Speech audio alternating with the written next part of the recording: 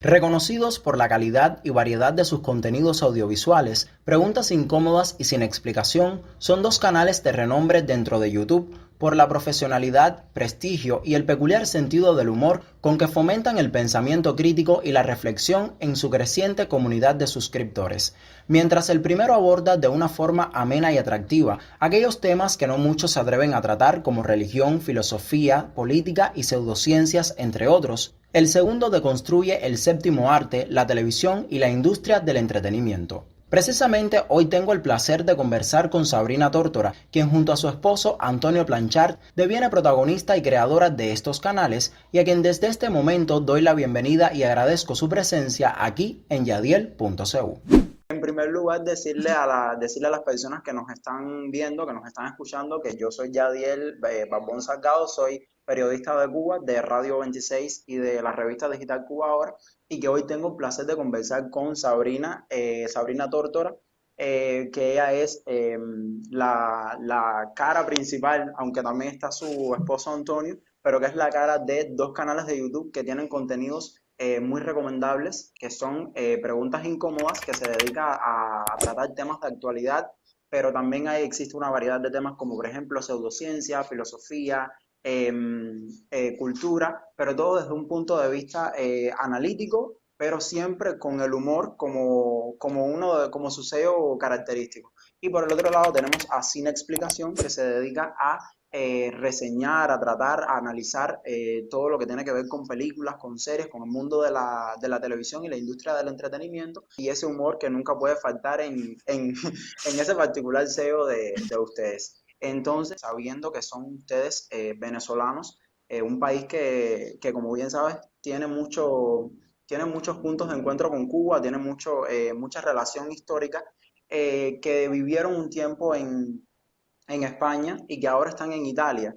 ¿Cómo ha sido para ustedes esta experiencia de convivir y también de trabajar en un lugar tan alejado de su país natal? Bueno, Yadiel, hola, muchas gracias primero por la entrevista y un saludo a todos los que nos están viendo y escuchando. La verdad es que es un gusto para mí poder hacer esta entrevista. Es primera vez que desde un medio de Cuba se fijan en nosotros, así que por ese lado muchas gracias. Como bien dijiste, además de mi persona, está también mi marido, mi esposo Antonio Planchard, y ambos hacemos los dos canales juntos, ¿no? También somos pareja y nosotros decidimos emigrar en 2014 de Venezuela y fuimos a parar a España. Allí estuvimos 6 años y desde hace ya prácticamente 3 que vivimos en Italia. Entonces, bueno, sí hemos tenido un poquito de baño de algunos países europeos. Obviamente no, la realidad de España e Italia en algunas cosas se parece, así que tampoco puedo decir que tenemos tanto color de todo lo que es vivir en Europa, pero sí que es muy diferente. En primer lugar, digamos que tienes que cambiar como un setting mental de cómo se hacen las cosas en otro país, sea esto España, Italia o al que sea que uno emigre, y si te tienes que adaptar al 100%. Y desde el punto de vista de la comunicación también es irónico, pero en España, que hablamos el mismo idioma, tienes que cambiar, diría, un 60% de las palabras y las expresiones que usas para poder comunicarte. Entonces, ambos somos comunicadores sociales de profesión y también haciendo el canal tuvimos ese reto. Ya no porque viviéramos en España, sino porque le estábamos hablando a una audiencia latina y también en España. Y quisimos, por ejemplo, adoptar un español neutro, que es una mezcolanza. De vez en cuando sacamos nuestras palabras en venezolano, si es que se puede decir, sí, nuestras expresiones más pintorescas, pero también tratamos de cuidar ese aspecto porque sabemos que nos estamos dirigiendo a una audiencia muy amplia, ¿no? Entonces, desde el punto de vista personal, sí, un reto muy grande, con sus pros y sus contras. Siempre dejar tu propio país es duro, es una experiencia complicada, pero también tienes muchas ganancias, empiezas a conocer nuevas culturas y te empiezas a dar cuenta que tus cambios personales y tu evolución también se la debes a esos nuevos aprendizajes. Y desde el punto de vista de la carrera, pues también mucha adaptación, pero también mucho aprendizaje, porque al mismo tiempo empiezas a ver qué se exige en países como España o como Italia a nivel laboral. En España sí que tuvimos oportunidad de trabajar, además de en los canales, que son nuestros proyectos personales, también en empresas, digamos, trabajo como empleados, siempre en el área de las comunicaciones y el marketing, y pudimos un poco aprender también cómo es el mercado laboral fuera de Venezuela, y es bastante diferente. Entonces, en ese sentido, sí, es muy duro, pero también te deja aprendizaje, que es lo que se agradece. Sí, yo te entiendo. A ver, no porque haya tenido la oportunidad de salir de salir de Cuba en alguna ocasión, pero sí sé que es un poco, o debe ser difícil esa experiencia de salir de tu país, de dejar aparte de tu familia, porque puede ser que también que hayas dejado algún familiar que hayan, porque son tanto tú como Antonio que hayan dejado familia en Venezuela. Yo me miro en mi caso que por ejemplo, salgo un día de mi municipio y voy a la capital provincial y como que siempre tengo esa necesidad sí, conozco aquí, no sé, me entretengo allá, resuelvo estas cuestiones laborales, no sé, pero siempre como que necesito regresar a mi hogar, como que siempre tengo ese arraigo por mi hogar y entonces por eso te entiendo esa sensación de nostalgia, sí de aprendizaje Sí, de lo bueno, de lo bueno que tiene lo nuevo, pero que siempre como que se te queda aquí en Cuba le decimos gorrión, ese gorrión, em, a ver cómo lo puedo decir, sí, ese pensamiento Guayabo, nostálgico. Ajá, en Venezuela es Guayabo. Sí, sí, ajá, no, pero te entiendo. Es que incluso cosas tan tontas como aprender a subirte a un autobús, como pagar el ticket, ciertas cosas, el pasaje, o sea, cosas tan tontas que ya haces de manera mecánica, las tienes que volver a aprender. Y en nuestro caso, pues nos cambiamos de país 2 veces. Entonces la segunda vez también hubo a su vez un aprendizaje que te confieso da un poquito de agotamiento mental, pero al mismo tiempo empiezas a entender que le debes mucho a tu país y a tu nacionalidad y a tu cultura, pero también te empiezas a tener un pensamiento más humanista, te empiezas a identificar también con personas en otros países claro. y digamos que ese arraigo, si bien es bonito, también como que lo vas un poco soltando. Y no es negativo, es simplemente darte cuenta de que puedes tener cosas en común con otras personas y a pesar de que no compartan tu mismo background cultural o tus mismas costumbres. Y eso está bien. Luego está la parte ruda, por supuesto, pero bueno, es que es ambas cosas. También quedarse implica renuncias, entonces, bueno, en ese sentido yo siempre lo digo, son decisiones personales, dependen de las posibilidades de cada quien, de la familia de cada quien, de las circunstancias de cada quien. En ese sentido yo nunca he querido dar consejos sobre el tema. Siempre que me preguntan mi opinión, claro que la comparto, pero insisto, es personal. Claro. Y Sabrina, sé que me lo habías mencionado anteriormente, que ambos tienen formación en comunicación digital y periodismo, y bueno, tú también en el caso del marketing.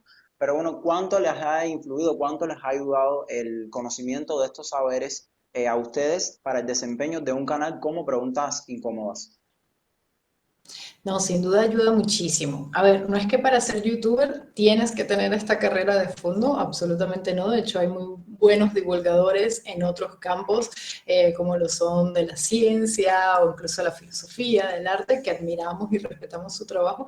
Pero en nuestro caso sí que nos ha ayudado porque digamos que nos ha hecho la tarea un poco más fácil. Y me explico, que tampoco es que es fácil esto de ser youtuber, pero sí que ayuda.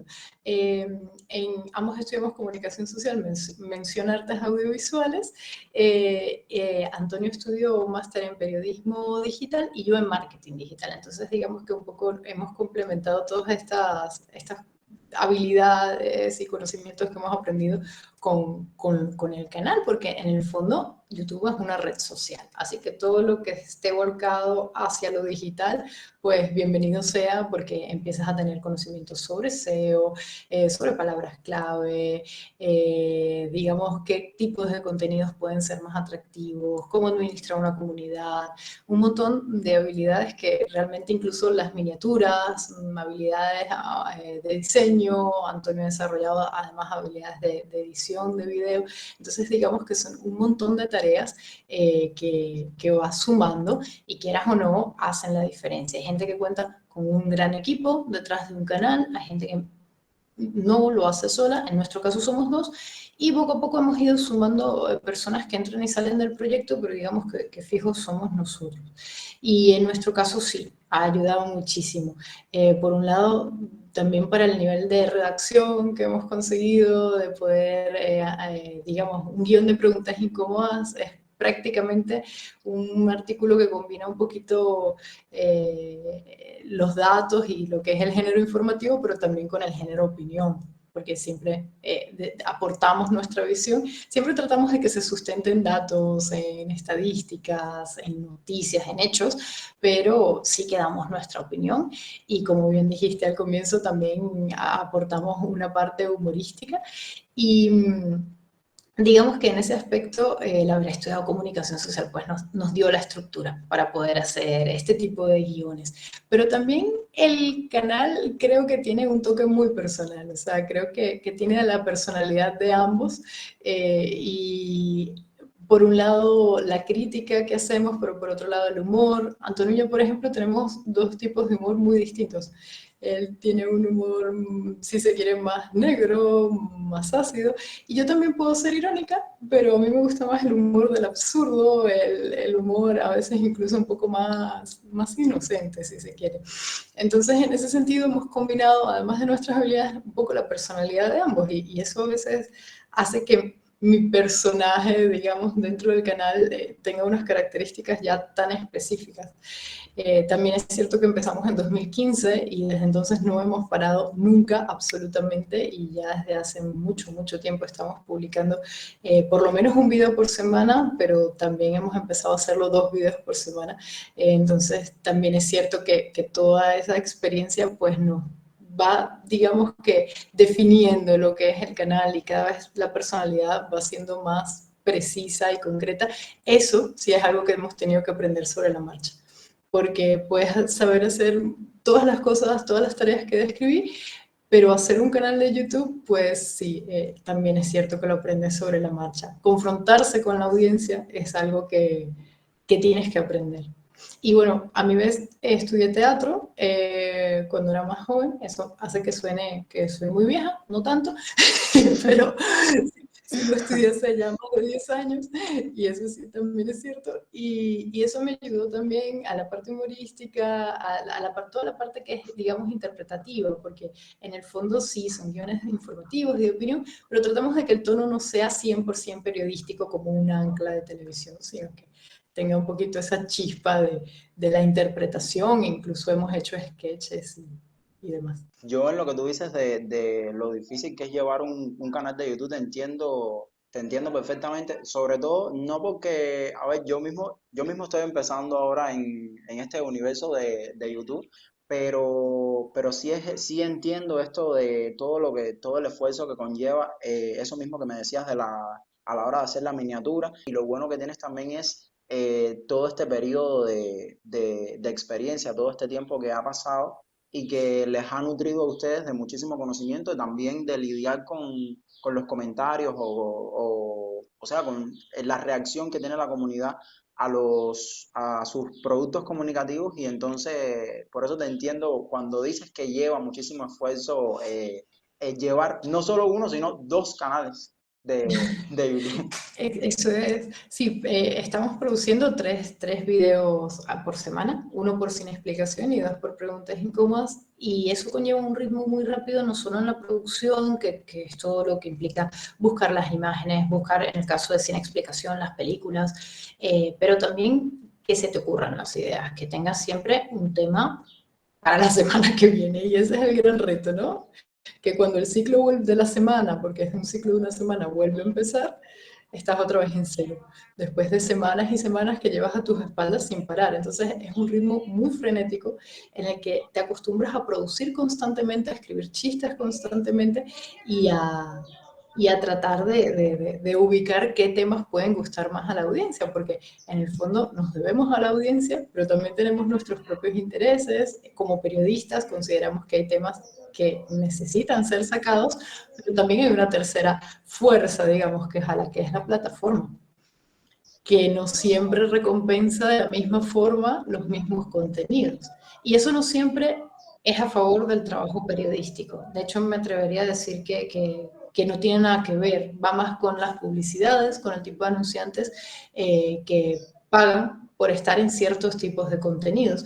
Y esa es una fuerza que resta un poco de independencia, porque claro, YouTube lo proponen como un medio para que todos podamos estar. Y esa parte es cierta, pero eso de que no tienes jefe o de que no hay ningún lineamiento como en un medio de comunicación, no es cierto. No es cierto porque hay tipos de contenidos que si quieres lograr mejores resultados es mejor que no hagas. Estoy hablando de censura. Depende de cómo te quieras adaptar. Nosotros hemos encontrado una manera en la que nos movemos cómodamente, logrando de conciliar esas tres fuerzas, digamos, público, plataforma y nuestra propia labor, intereses y lo que nos parece que debería salir. Y al final también puedes optar por sacar un video porque es más un tema más trendy topic, pero a la vez sacar otro porque amerita ser mencionado, bien sea por un interés social o bien sea porque a tu audiencia le gusta. Entonces, digamos que siempre nos estamos moviendo. Es muy rápido todo este proceso. Cada semana un tema nuevo y simplemente tienes que estar al paso, siempre estar muy actualizado y tratar de medir, ¿no? Ese ambiente que que te dan los propios seguidores, sí. ¿Y qué los inspiró a ustedes a hacer, a desarrollar estas temáticas que son tan variadas pero a la vez tan punzantes en su canal de preguntas incómodas? La idea del canal Preguntas Incómodas la tuvo Antonio. Como dije, empezamos a finales de noviembre de 2015 y la idea inicial la tuvo porque en su máster de periodismo digital escuchó a una persona decir, empezó de hecho un grupo a hablar de que solo usábamos el 10% de nuestro cerebro y que si usáramos más, por supuesto, tendríamos mucho más potencial. Esa información es falsa y es increíble lo popular que es. A partir de ahí, también inspirado en programas como Penn and Teller y otros contenidos de pensamiento crítico, le fue dando forma a la idea y un buen día me dijo, vamos a hacer un canal de YouTube, ¿qué te parece esta idea? Y la verdad es que la primera vez que grabamos el video, que fue 5 preguntas incómodas sobre la Biblia, pues yo no lo tenía muy claro. Cómo iba a hablar a cámara, porque claro, yo venía de teatro y otras experiencias, pues eran siempre desde el punto de vista de la ficción, había hecho comerciales, quedé una vez en una película en la que llegué a actuar y cuando hicieron los cortes finales me sacaron. Una experiencia muy traumática, pero digamos que siempre he estado expuesta a la parte interpretativa en cuanto a exponerme. Digamos que tuvimos que adaptar nuestras nociones a lo que estábamos haciendo. Estábamos acostumbrados a escribir para medios impresos, para medios digitales, pero escribir un guión es diferente. Empezamos con videos más cortos de 5 minutos y ahora prácticamente estamos teniendo videos que oscilan entre los 15, 20 minutos, incluso media hora.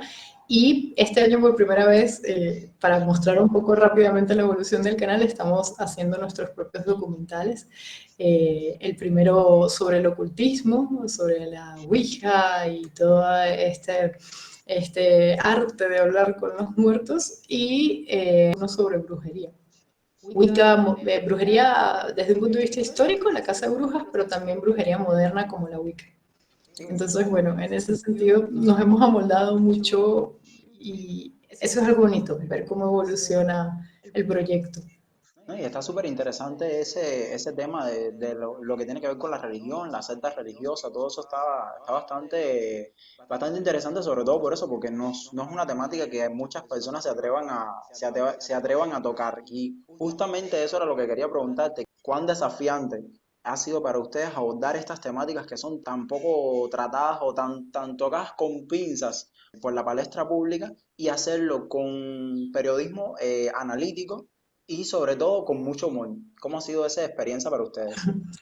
En principio, y como dices, el tema de la religión ha sido pilar del canal. No solo fue nuestro primer video, sino que desde entonces creo que ha sido uno de los ganchos por los que la gente nos reconoce y sabe, este canal habla de religión desde un punto de vista crítico. Antonio es ateo y yo soy agnóstica. Me hice agnóstica con el canal, eso es interesante. Sí, porque así como puede que modifiquemos a otros, también nos hemos modificado a nosotros mismos. Es bonito porque exponerse a investigar constantemente temas hace que aprendas también como persona, y esa es la parte linda. Incluso el aporte de la gente en ese sentido te modifica, y eso está bien. El tema de la religión es difícil de tocar.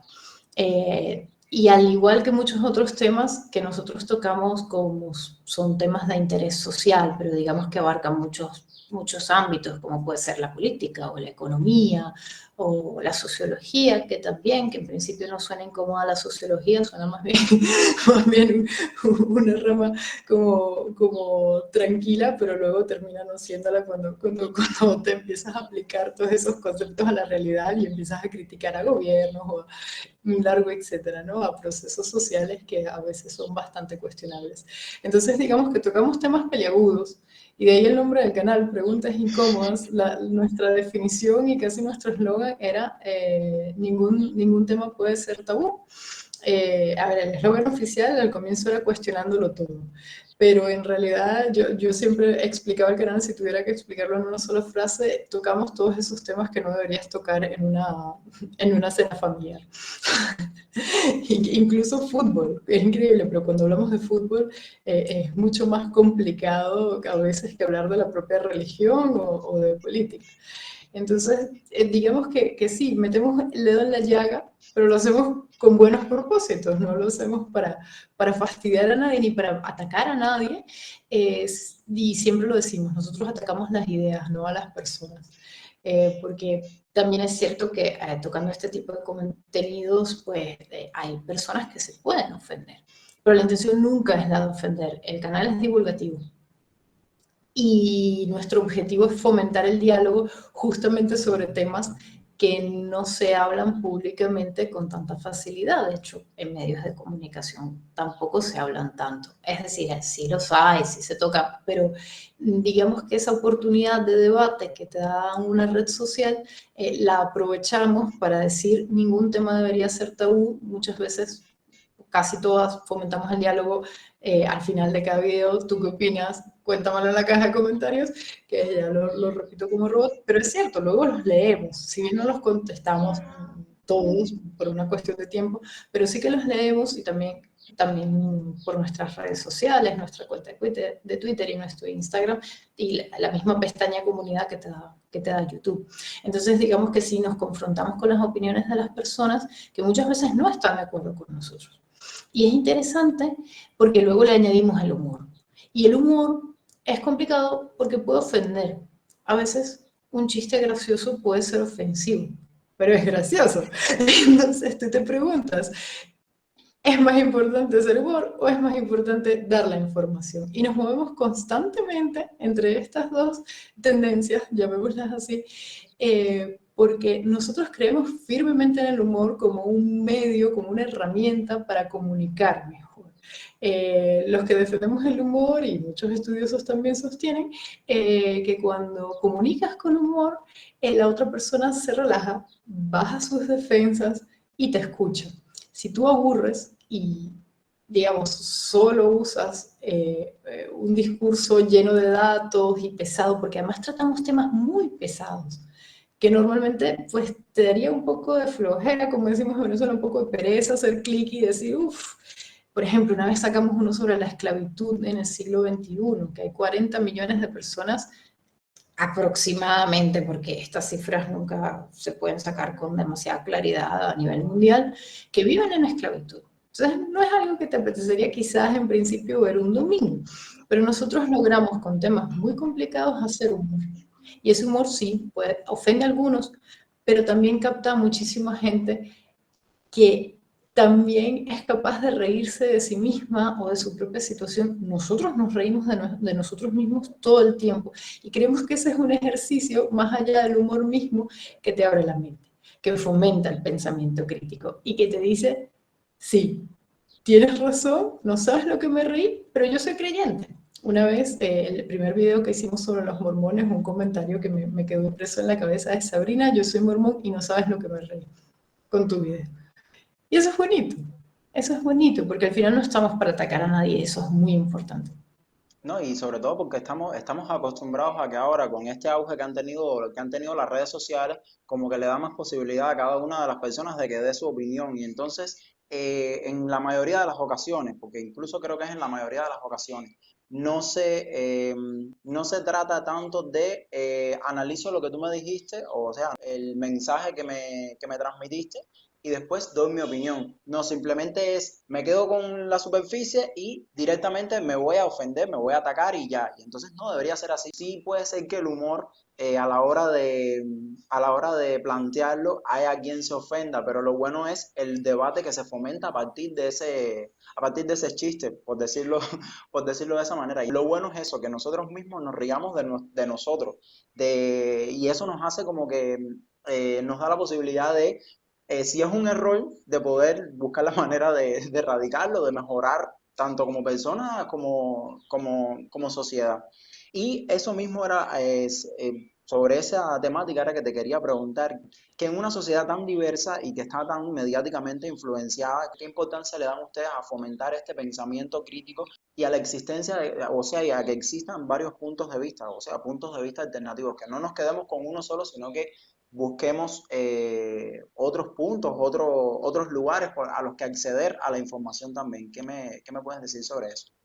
Cuando hay personas que no están de acuerdo con nuestro contenido, ponen, bueno, primero muchas se van a la ofensa, pero no son todas. También hay que decir que los que así se expresan a veces parecen la mayoría, pero a veces hay mucha gente que aprecia tu contenido y que lo ve, y los números nos lo demuestran, pero luego no comentan. Entonces tampoco hay que tomar, digamos, que esa temperatura solo por la gente que es crítica de manera poco constructiva, como dijiste, que no argumentan. Pero lo que sí te da es un poco un color sobre lo polarizado que a veces puede estar Internet. Y creo que esto es una tendencia que va creciendo. Las redes sociales dan la impresión de que todo es blanco y negro, y nosotros siempre lo decimos en el canal, y también muchos otros divulgadores lo dicen. La realidad es bastante compleja. Los procesos sociales tienen siempre muchas causas, múltiples consecuencias. Lo malo de las redes sociales es que justamente los algoritmos te muestran los contenidos con los que más interactúas y que más consumes. Y eso hace que te alimentes solo de tu propia opinión. Lo bueno de las redes sociales es que abren el espacio al debate. El problema de la polarización en redes es que abren ese debate muchas veces en forma de pelea. Y digamos que esa no es una manera productiva. Encuentro que las personas que se comunican así a través del teclado lo usan casi que a manera de catarsis, drenar las frustraciones y las emociones que pueden tener durante el día, pero un verdadero debate desde el respeto, incluso no estando de acuerdo con alguien, es diferente. Lo bueno es que también se da, y cuando se da es maravilloso. No es un unicornio, existe. Cuando ves gente que argumenta, que sustenta su opinión y no está de acuerdo contigo, es bonito de ver. Y eso sí, eso existe. La idea de fomentar el pensamiento crítico y el por qué hicimos el canal, como preguntabas, parte justamente de ir en esa dirección. Porque cuando alguien está molesto, cuando alguien no está de acuerdo, lo mejor que puede hacer es ver información contraria a la que yo le acabo de dar. Porque yo no soy la verdad absoluta. Muchas veces nos hacen a manera de cumplido el siguiente comentario, que es que somos muy objetivos. Yo no creo en la objetividad. Primero, aunque esto sería un poco largo de desarrollarlo, lo resumo. Una realidad, desde un punto de vista periodístico, por más ética que se tenga, siempre va a depender de cómo la cuentes. ¿Qué omites? ¿Qué jerarquía le das a la noticia? Todas nociones que nos enseñan en clases de comunicación. Y aunque tengas buenas intenciones y tus propósitos no sean ni monetarios, ni de ideologías, ni un largo etcétera, aunque tengas buenos propósitos, siempre, siempre, siempre vas a estar imprimiendo algo de tus pensamientos. Nosotros además hacemos periodismo de opinión también, así que claramente expresamos nuestros pensamientos y lo decimos. Pero, insisto, lo mejor que puede hacer alguien es contrastar la información que yo le estoy dando. Muchas veces hay muchos estudios, hay estudios que no son concluyentes. Si yo te saco un estudio y tú me sacas otro, ahí hay diálogo. Entonces, en ese sentido, eso es lo que nos motiva, el pensamiento crítico, querer que la gente no se quede con lo que le dijo alguien solo porque le cae bien o solo porque es el único medio que lee. Lo mejor que puedes hacer es poder abrirte a opiniones encontradas. El canal, pero en lo personal, nos obliga a confrontarnos con opiniones contrarias a las nuestras constantemente.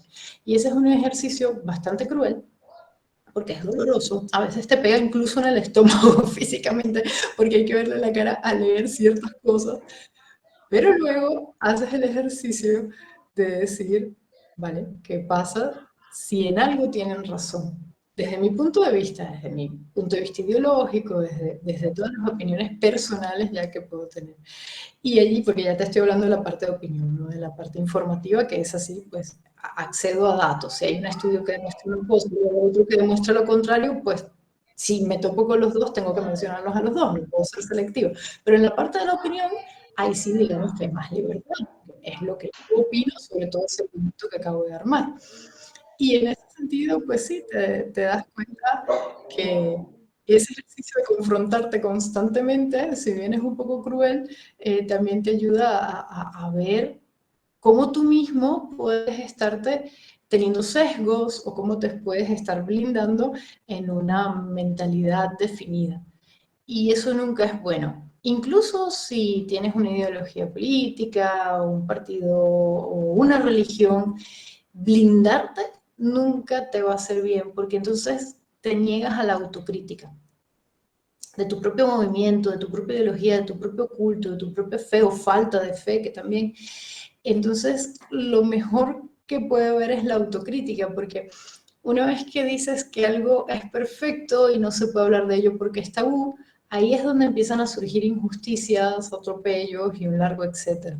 Y eso creo que se puede extrapolar casi que a cualquier campo. Entonces, abrirse a esa autocrítica es lo que te permite tratar pues de ser justos, acorde a tus valores, si se quieren morales, porque al final, no sé, se trata de eso, de aclarar tu mente. Y algo muy importante es que, de este proceso es que puedes cambiar de opinión.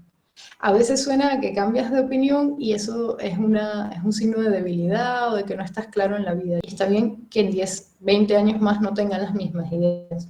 Y el mismo canal nos confronta a nosotros y confronta a otros a decir, yo no había visto ese punto de vista. Qué interesante. No estoy de acuerdo, pero me voy a informar. Voy a ver. Y puede que luego sigas sin estar de acuerdo. Al final no es para convencer a la gente, no es para adoctrinar, por favor, más bien todo lo contrario, yo considero que somos un poco iconoclastas en ese sentido. Más bien es para deconstruir, es decir, ¿por qué creo yo en esto?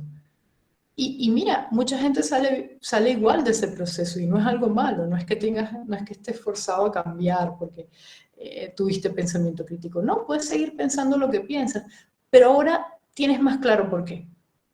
Y es interesante, es muy cruel, insisto, es un proceso complicado de llevar, pero luego es interesante y se agradece. Saliendo de la incomodidad de preguntas incómodas, quería preguntarte en otro terreno, que es con Cine Explicación, que es el canal más jovencito de ustedes y uno que también muchísimos le tenemos cariño porque es al que podemos acceder a la hora de, o sea, salió esta película, mira, yo quiero ver qué dicen en Cine Explicación y tener como que mi opinión formada a partir de lo que ustedes plantearon en la película.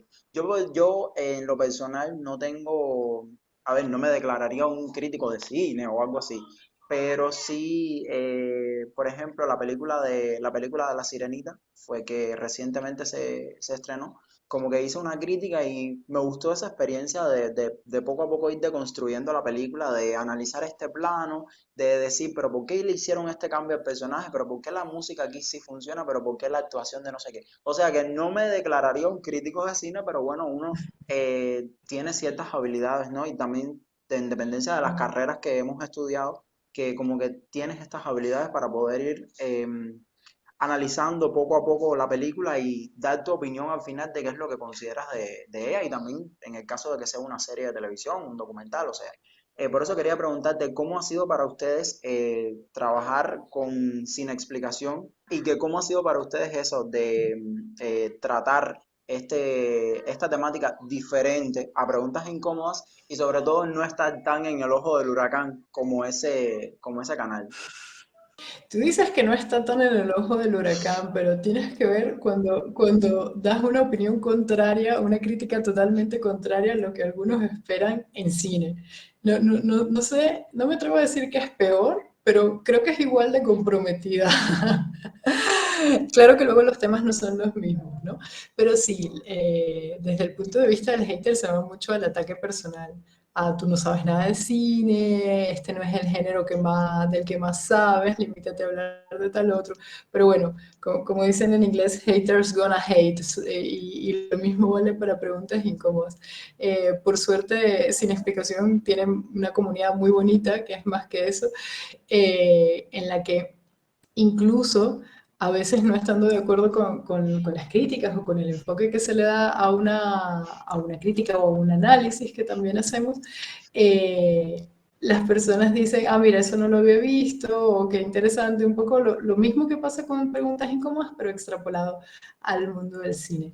Desde el punto de vista nuestro, de crear el contenido, es una experiencia muy diferente. Y la describiste bastante bien, porque es cierto que el ejercicio de sentarse a ver con detenimiento un plano, una secuencia, analizar un personaje, analizar la estructura del guión, digamos, ya el lenguaje cinematográfico y todos los elementos que tiene una película, es diferente a cuando la ves solo una vez y ya como espectador. Todos los espectadores, todos en calidad de espectadores, tenemos una opinión y un gusto. Y eso sin duda es válido, no hay que ser experto para eso. Pero cuando te empiezas a enterar de los detalles, y eso se da viendo una película varias veces, o ya también aprendiendo en qué te tienes que fijar, aunque la veas solo una vez, es una experiencia muy interesante porque empiezas a ver todo el trabajo y todo el corazón que le pusieron los equipos de producción a cada pieza, incluso las que te parecen una porquería a nivel personal y que no tienes idea de cómo llegaron al cine o por qué a la gente les gusta. Tu gusto personal empieza, ahí sí, ya no es periodismo de opinión como en preguntas incómodas, tu gusto personal empieza a pasar a un segundo plano y empiezas a decir, wow, qué trabajo tan grande y a pesar de que no me gusta y a pesar de que no tiene tanto mérito quizás como otras películas, a decir, bien, bien, qué bueno que esto se esté haciendo. No es mi género preferido, no es mi historia preferida, pero qué bien. Y empiezas ya a hacerlo desde un punto de vista profesional porque ya digamos que tus gustos, tus pensamientos, tus tendencias ya no influyen tanto. Y eso está bien. Claro que luego también está bien aportar tu toque personal y decir, bueno, esto me gusta, yo siempre hago muchas bromas con que me gusta Meryl Streep, por ejemplo, pero sí hay grandes cosas que puede que no sean tus preferidas, pero está súper interesante poder entrar en detalle, incluso desde el punto de vista técnico, que no es mi área de especialidad, poder leer sobre qué nuevas cámaras, qué nuevos objetivos se están haciendo. Por ejemplo, un buen ejemplo es Avatar, para tanto con Avatar 1 como con Avatar 2 tuvieron que cambiar el tipo de cámaras para hacer toda la producción. Y a mí Avatar no me gusta nada. Y sin embargo, el desarrollo técnico que han hecho es impresionante. O también se me ocurre la más reciente Pinocho de Guillermo del Toro, que es el largometraje bueno, si se quiere es redundante, es la producción más larga en stop motion jamás realizada. Entonces, claro, cuando empiezas a leer sobre todos los retos que tuvieron, todos los muñecos que tuvieron que crear, todo el número de personas que estuvo a cargo, o la más reciente de Pixar también, Elementos, que tampoco me encantó a nivel personal, pero redoblaron el equipo dedicado al proyecto, usaron más computadoras porque necesitaban más procesamiento, incluso la parte técnica, que digamos no es mi fuerte, cuando empiezas a leer y empiezas a enterarte, hace que te guste más el cine. Nosotros quisimos abrir Sin Explicación porque somos cinéfilos. Nosotros principalmente somos cinéfilos y nos encanta. Y consumimos un montón de cine y series por gusto personal y dijimos, pues mira, abrir este espacio es lo ideal porque igual lo vamos a hacer, así que hagámoslo de cara al público. Nosotros teníamos un portal de cine hace años que no prosperó, que se llamaba Cine versus Cine, y dijimos, aprovechemos el momento y volvamos a sacar una idea similar, y ahí está, Sin Explicación, que su punto de giro respecto a otros canales de cine pretende ser dar un análisis diferente en el sentido de que tratamos de poner la pieza en contexto. Pusiste el ejemplo de La Sirenita y leímos el cuento original, vimos otras adaptaciones, tratamos de hacer, digamos, un análisis diferente al que quizás te puedas encontrar en otros canales, que son puntos de vista también súper válidos, no lo digo en desmérito de ellos, pero sí para explicar qué queremos que nos diferencie, porque en cine hay mucha competencia y canales muy buenos y muy respetables que están haciendo un excelente trabajo. Entonces, en ese sentido dijimos, vale, ¿qué podría interesarle a la gente? ¿Qué nos gustaría ver a nosotros? Y así nace Sin Explicación, que es como dices, hablamos de series y de películas en cartelera, o series en streaming, en su caso, pero también tratamos de meter mano de cultura general cinematográfica, de películas más viejas, comparar. Y eso creo que lo enriquece bastante y que puede interesar incluso al que no sea cinéfilo, porque se va a enterar de algo que no sabía. Luego tenemos también un nivel de espectadores muy, muy culto, que tiene una cultura cinematográfica muy grande y que también es muy exigente, y también agradecemos que ellos estén porque, porque haces que te mantengas ahí firme, diciendo, vale, quiero mejorar y quiero extender más mis conocimientos, actualizarme también más, y en ese sentido está muy bien. Entonces, Sabrina, ya teniendo en cuenta tanto Sin Explicación como Preguntas Incómodas, ¿tienen algún video o algunos videos por eso? Además me imagino que por el de la Biblia, ustedes deben sentir un cariño especial porque, bueno, fue de los Sí. primeros videos que ustedes produjeron. Pero ¿tienen alguno en específico que les haya gustado muchísimo realizar o que haya tenido un gran alcance? Y ahí, por consiguiente, alguna experiencia, alguna anécdota, tanto positiva como incómoda que quisieras compartir con nosotros. A ver, que yo le tenga cariño, en lo personal, el de la esclavitud moderna, que fue mi guión, me gustó mucho. Lamentablemente nunca no, es una palabra muy determinista, pero no siempre se compagina el alcance con lo que te gusta a ti. Y esto creo que le pasa a muchos creadores, incluso fuera de YouTube. A veces a ti te encanta haber hecho algo que casi nadie vio. Yo le tengo mucho cariño a ese guión porque creo que es un tema realmente del cual no se habla suficiente. Es escandaloso. Independientemente del país y del gobierno, la tendencia política que se tenga, eso ocurre en muchísimos países hoy en día, y creo que es vergonzoso. Entonces, en ese aspecto, pues sí, creo que es uno de los videos a los que por lo menos yo le tengo más cariño. Otro fue sobre la dificultad que tienen las personas trans para encontrar trabajo, y específicamente a las mujeres trans. Ese también le tengo mucho cariño porque creo que no se habla de eso. Me encontré con cifras muy, muy duras, que explicaban toda la realidad a la que se tienen que enfrentar, todas las dificultades que tienen esas personas. Y cuando te enteras de cosas así que no sabías, agradeces poder saberlo ahora, porque es impresionante la cantidad de cosas que podemos ignorar y que son súper injustas. Claro, eso es en lo personal, lo que me motiva, insisto, no se corresponde en los casos que menciono con un gran alcance. También hay temas que hemos tratado con altísimo alcance. Uno de los videos más vistos, si no el primero en este momento, es el de las sectas más retorcidas que ha habido en el mundo. Y el tema sectas creo que también, y hablo por Antonio también, nos da mucha satisfacción, y me explico porque eso suena mal, en el sentido de que es un trabajo de denuncia, es un trabajo de exponer eh, todos aquellos atropellos que se realizan, bien sea en nombre de una religión, o con la excusa de un curso de formación, o un curso financiero, o una pseudoterapia. Digamos que las víctimas suelen ser personas, se cree que son personas poco cultas o muy ingenuas, y no es el caso. Suelen ser personas con una gran sed, bien sea de espiritual o de crecer en cuanto a sus conocimientos. Y esas personas son engañadas, y eso es importante decirlo porque todos potencialmente podemos ser víctimas de un proceso de procesos similares, de grupos coercitivos, de sectas destructivas. Es muy fácil decir, no, no, yo nunca caería, porque no sabes en qué necesidad te puedes ver. Pongo siempre un ejemplo muy dramático, pero no por ello menos real. Una persona desahuciada que le dan prácticamente pocos meses de vida y que la ciencia no le puede dar respuesta en cuanto a ofrecerle un tratamiento, yo entiendo que se somete a una pseudoterapia. Probablemente yo lo haría. Y esa persona no es ni ignorante, ni tonta, ni despreciable. Y muchas veces nos encontramos con el comentario de la culpa fue suya, que se expuso.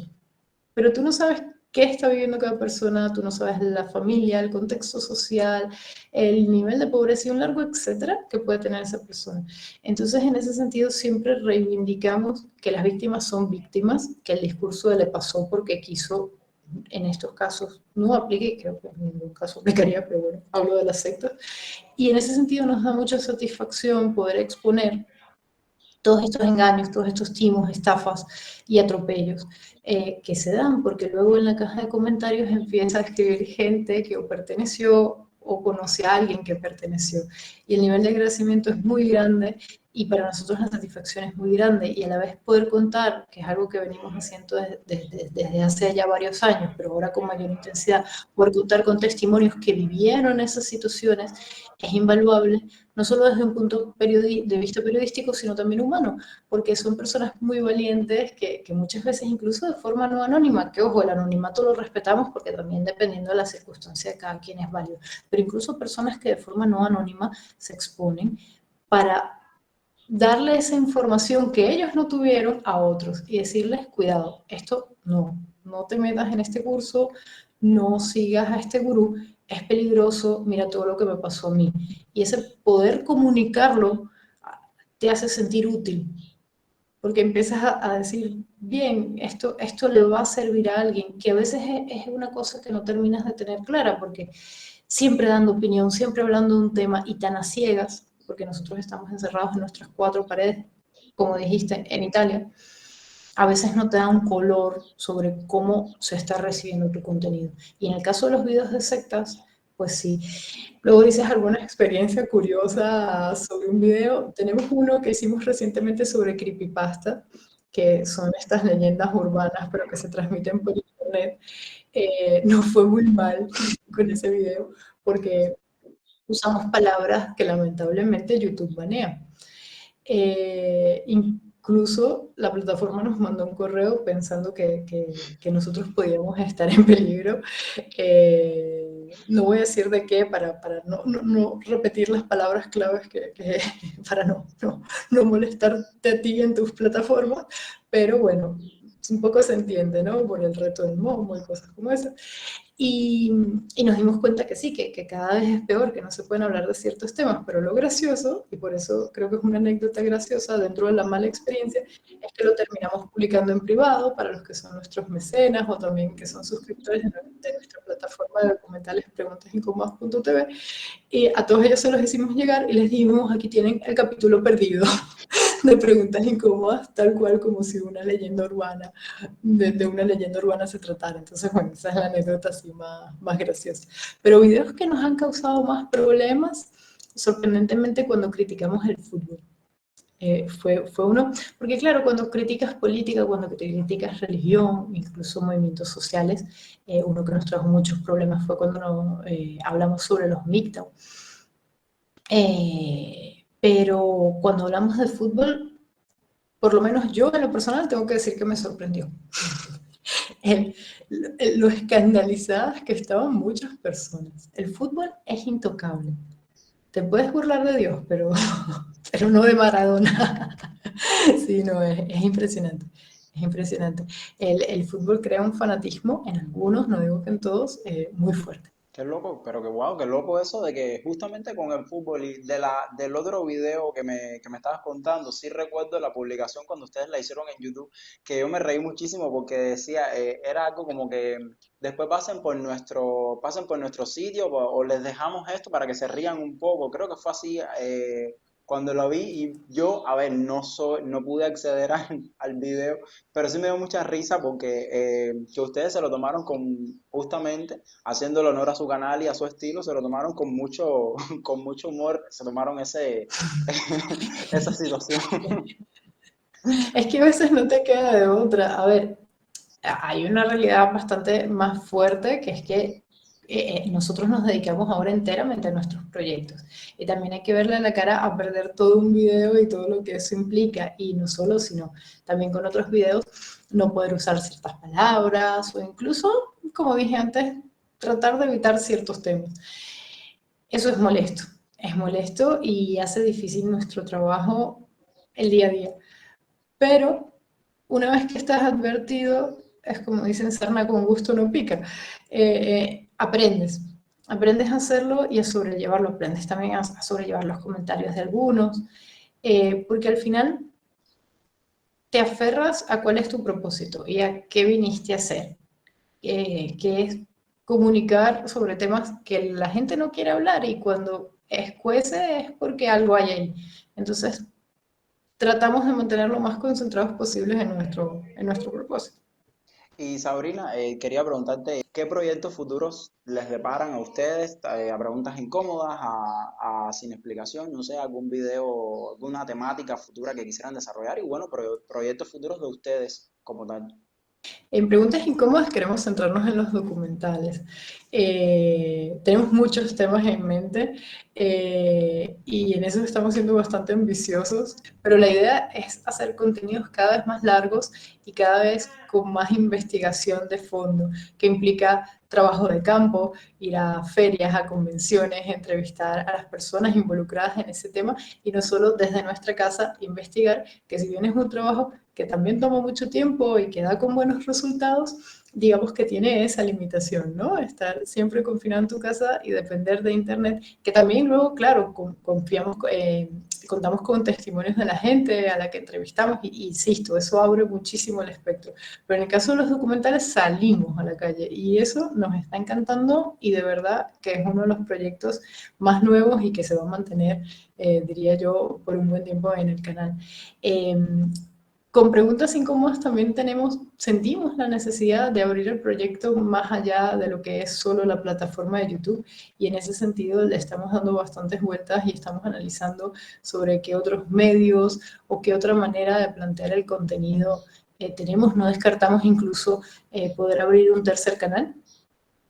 Pero son cosas que estamos estudiando con mucho detenimiento porque si algo hemos aprendido es a no hacer las cosas por tanta intuición. Al comienzo empezamos, si bien tenemos todo este background de la carrera y un largo etcétera, como dije antes, aprendes a hacer YouTube haciendo YouTube.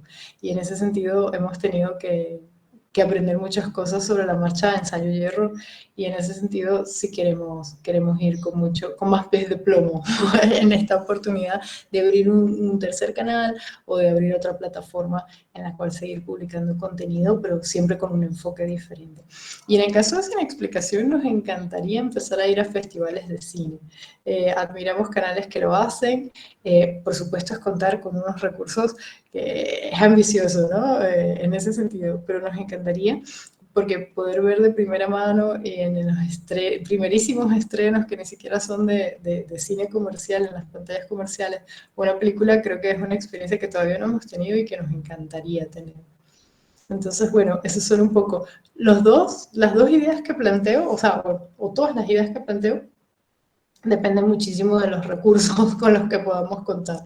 Estamos siempre muy conscientes de eso, tratamos de sumar personas al equipo, pero también ha habido un resultado muy positivo en cuanto a que cuando nos volvemos más ambiciosos, los resultados suelen ser buenos. Entonces, si bien es arriesgado, nos da confianza para seguir construyendo todos estos proyectos que cada vez toman más forma. y que tienen una comunidades, porque la de Sin Explicación perfectamente puede no compartir los intereses con las preguntas incómodas, y bien a veces coinciden. Estamos teniendo comunidades muy bonitas y, y muy interesantes, que nos dan muchísimo color y nos muestran que sí es posible hacer debate incluso en épocas de tanta polarización. Y Sabrina, también, a ver, sé que trabajar para YouTube, a partir de todo lo que me has contado, trabajar para YouTube es una experiencia muy gratificante, es algo muy bueno, que no solo aprendes, sino que te diviertes aprendiendo. Pero me imagino que también a ustedes les gustan hacer otras cosas, otros pasatiempos, otros hobbies. Puedes compartir con nosotros algunos, no sé. Es que honestamente YouTube no nos deja mucho tiempo, y eso hay que decirlo, porque si bien es divertido, también es cierto que nosotros trabajamos el 1 de mayo o un 1 de enero o un 24 de diciembre, y esa es la parte no tan divertida. También responde a que necesitamos sumar más gente al equipo para repartir más cargas de trabajo, porque es increíble todas las tareas que se pueden dar detrás de un canal que no son las obvias, ¿no? De producir el video, la comunicación con patrocinantes, la plataforma de documentales, administrar las redes sociales. Tenemos incluso un grupo privado de Telegram para los que son mecenas, con el que chateamos con regularidad. Entonces, contenidos exclusivos para los que nos apoyan, tanto por la plataforma documental, que hacemos solo para esos medios, o que son versiones extendidas de videos en abierto en YouTube. Entonces, hay una serie de tareas que es impresionante la cantidad de tiempo, y que por realizarlas casi exclusivamente Antonio y yo, pues es cierto que no nos queda mucho tiempo. Últimamente hemos sido más disciplinados tratando de librar fines de semana.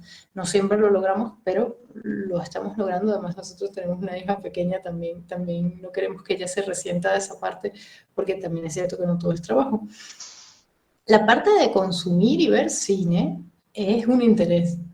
Entonces, en ese sentido, hemos hecho del interés un trabajo, o del trabajo un interés, no sé en qué sentido va. En ese sentido hemos sido un poco pillos, porque si igual vamos a ver películas, pues reseñémoslas, hagamos crítica, hagamos un análisis, hablemos de este tema, ¿no? En el medio cinematográfico. Entonces, vemos muchas películas, vemos mucho cine, nos encanta ir al cine. En lo personal es una de mis actividades preferidas. Y luego también leer, que es una actividad que Antonio en eso ha sido muchísimo más disciplinado. Yo lo he ido relegando, sobre todo después de la experiencia de ser madre. Me desacostumbré y ahora estoy retomando como el entrenamiento de, ok, estoy cansada en la noche, pero aunque sea 2 páginas, hoy las voy a leer, y leeré 2 páginas por semana, que de verdad, ¿no? Yo antes leía muchísimo más, pero por lo menos es algo que puedo hacer. Del resto, bueno, o sea, salidas al aire libre. La zona en la que vivimos es rural, y estamos disfrutando la naturaleza casi que por primera vez con tanta intensidad, porque habiendo vivido en Caracas y luego en Madrid, que es todavía más grande, pues estamos acostumbrados a un entorno urbano. Entonces, hemos podido hacer paseos, pero sí es cierto que echamos en falta estar ahora en algún curso o en alguna actividad por mero interés recreativo. Estamos haciendo un curso sobre humorismo, Comedy Labs, que es esta empresa de Costa Rica para la comedia, para desarrollar el aspecto de la comedia, y nos encanta. El año pasado hicimos un curso sobre cine del MIT, y siempre es interesante, pero eso es formación, ¿no? Nos gustaría hacer también un curso o alguna actividad ya recreativa. Incluso estamos mirando si nos metemos en clases de danza o algo que no tenga nada que ver. A mí me gusta muchísimo el teatro, pero el teatro es una actividad grupal, y para eso necesito tiempo para ir y un miércoles en la tarde reunirme, y no he sido capaz de conciliar ambas cosas. Entonces, por lo menos clases de danza, aunque sea como un hobby, pues nos lo estamos planteando. No, sí, lo sorprendente es que ustedes hayan logrado conciliar todo, o sea, hayan logrado gestionarse con tantas cosas. Sabrina, ya para cerrar, a ver, puede sonar un poco reiterativo lo que te quiero preguntar, pero sí me gustaría que me lo dijeras a partir de esta pregunta. cuánto significan, no solo para ti, sino también para Antonio, cuánto significan preguntas incómodas y sin explicación, y que me enviaras un mensaje. Para los que somos reptilianos, amantes, Reptilianos Illuminati. para los que somos, o sea, para los que somos fans de tanto de preguntas incómodas como sin explicación, pero de Cuba. Muy bien. Pues ambos proyectos han significado para nosotros a nivel profesional una oportunidad de poder ser lo más independientes posible, a pesar de todas las condiciones que expliqué antes, desde un punto de vista editorial. Y eso lo agradecemos un montón, porque si algo le puede gustar a un periodista es poder explorar los temas que despiertan su curiosidad profesional. Pero desde un punto de vista personal, ambos canales, pero sobre todo Preguntas Incómodas por su naturaleza, nos ha permitido crecer como personas. Y si bien eso suena cliché y es muy fácil soltarlo, es cierto. Ha hecho que nos revisemos un montón de ideas, de preceptos en los que creemos, y, y siempre se empieza por casa, decir, yo no estoy segura sobre esto, yo no sé si puedo defender tal o cual postura, y creo que eso se ve mucho en el canal, y creo que eso es algo que aprecian muchos de los seguidores del canal, que luego lo traducen en objetividad, pero es poner los diferentes puntos de vista, las diferentes tendencias sobre un tema. Muchas veces lo hacemos no solo por necesidad periodística, sino también personal. No todos los temas son fáciles de pronunciarse a favor y en contra. No, las redes sociales tienden a darnos un poco esa idea de a mí me gusta esto, yo defiendo estos proyectos sociales, yo creo en esto. A veces no sabes, y está bien no saberlo. El canal nos ha enseñado a nosotros, y creo que también ha sido un buen ejercicio para nuestros seguidores de decir, sí, la realidad es muy compleja, vamos a ver cómo me ubico, cómo me muevo, cómo me decanto a favor de una cosa u otra, o simplemente digo, de momento no tengo una opinión marcada. Y eso es súper valioso. Entonces, en ese sentido lo valoramos mucho, porque es un proyecto que sí, que valoramos a nivel personal. Y respecto a los reptilianos Illuminati de Cuba, pues nada, un abrazo muy, muy caluroso. Como bien dijiste, tenemos muchas cercanías culturales. He conocido gente muy linda de Cuba, y bueno, me encantaría poder conocer algún día la isla, de ser posible. La verdad es que es un país con el que tenemos toda esta cercanía, y bueno, la verdad es que yo quiero expresar toda mi solidaridad con las dificultades que sé que puede implicar vivir en Cuba.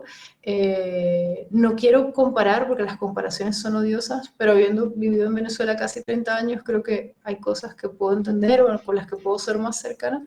Y, y sobre ese tema, pues nada, simplemente decir que a mí me encanta cuando veo el trabajo divulgativo que se hace desde Cuba.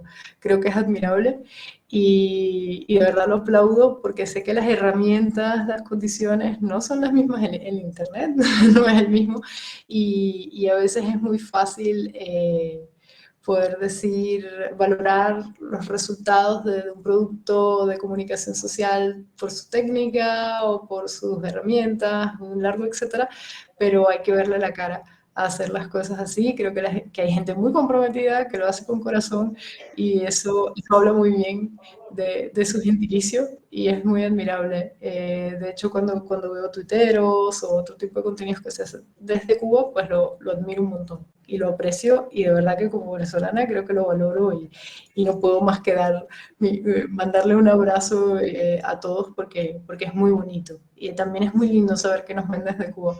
Es muy interesante, la verdad, cada vez que sabemos que nos ven desde sitios que no nos imaginamos. A ver, Cuba es más fácil de imaginar, pero ya me refiero a que de repente ves, no sé, videos de sitios recónditos.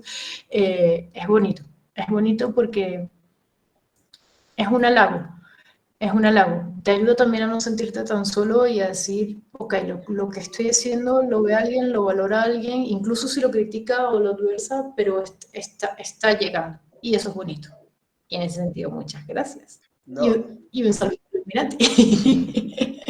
No, y yo soy quien está muy agradecido también porque yo cuando te escribí y vi que después me respondiste con esa, con esa calidez, con ese cariño, sobre todo diciéndome que te halagaba saber que había personas desde Cuba que estaban siguiendo tu contenido, que hayas tenido ese gesto de darme tu tiempo, y de conversar y de No, tener esta muchas entrevista es gracias. algo que yo valoro muchísimo. Así que por eso te doy las gracias y ya te digo, te deseo a ti y a Antonio, les deseo muchísimo éxito tanto en preguntas incómodas como en Sin Explicación.